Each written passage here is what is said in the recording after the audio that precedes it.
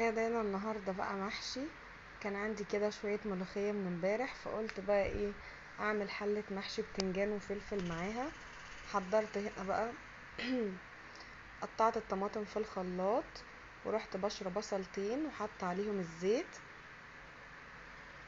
انا لما بكون مستعجلة بعمل محشي يعني عكس الناس. قطعت الطماطم في الخلاط، طبعا الطماطم غالية جدا ب12 جنيه. كان عندي طماطم مفرزاها في التلاجة، رحت مطلعاها في الفريزر.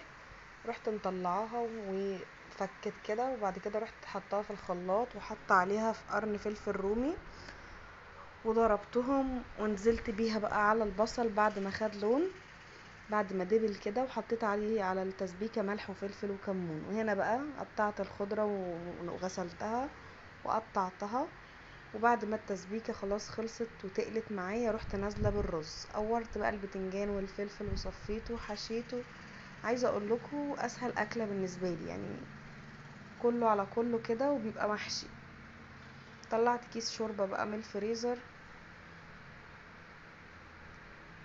وحطيت عليه، قطعت عليه طماطمايه كده علشان المحشي يبقى لونه احمر وجميل. طبعا البخار هنا كان خارب الدنيا.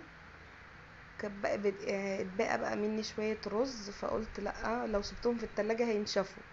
رحت حاطه فيهم شويه شوربه وحطيتهم على وش الحله. وعايزه اقول لكم الاكل كان زي العسل. بصوا الرز بقى بتاع الخلطة تحفة. كان عندي بقى ملوخية من امبارح، عملتها سخنتها وكلناها بالعيش، وكان احلى غدا النهاردة. حمرت بقى شوية بتنجان لولادي لان هما بيحبوا البتنجان المحشي متحمر، وانا طبعا بحبوش متحمر، فكان احلى غدا النهاردة.